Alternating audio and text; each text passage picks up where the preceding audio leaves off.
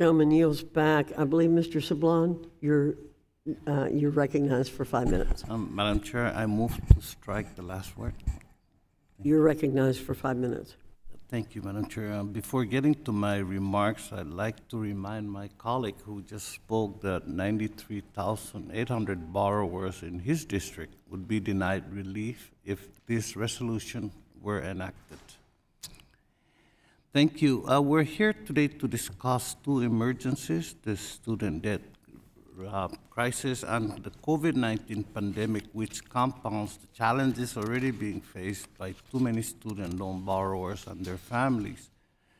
The actions taken by both the previous and current administrations to pause student loan payments have served as a lifeline to millions of borrowers, including my constituents in the Northern Mariana Islands.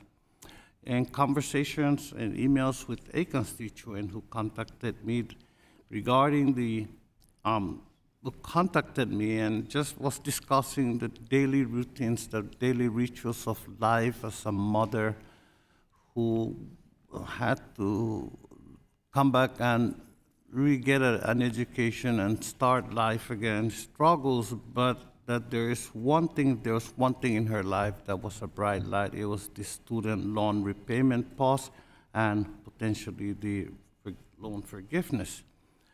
And the current and final pause actually has been extended until 60 days after the Supreme Court releases its decision regarding President Biden's student debt relief plan, or 60 days after June 30th if the litigation is unresolved.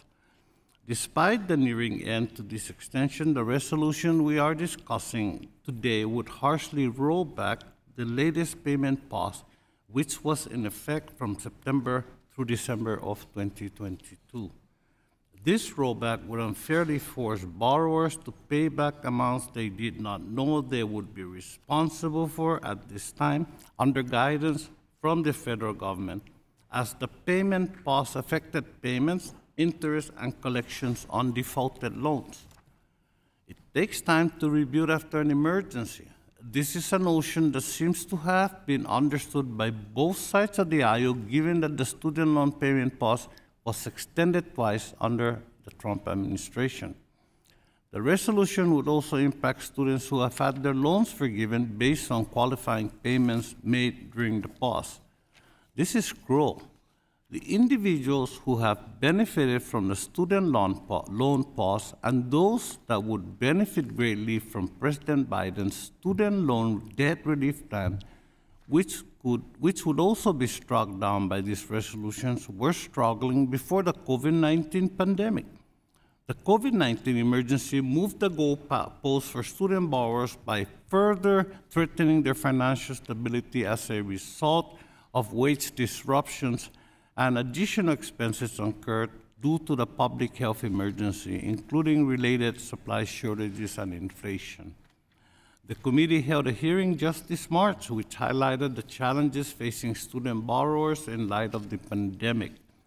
The policies our Republican colleagues are discussing reversing today were put in place with the recognition that we're facing a serious student debt problem, one that is contributing to the inability of students to afford even basic needs after graduation and would have likely caused devastation for many had the COVID flexibilities not been in place. I urge my colleagues to oppose this harmful resolution.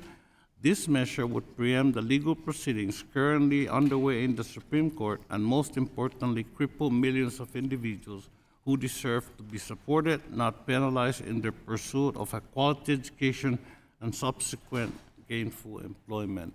And for the record, none of my statements were written by ChatGPT, but were actually the contribution actually included a student with student loan debt.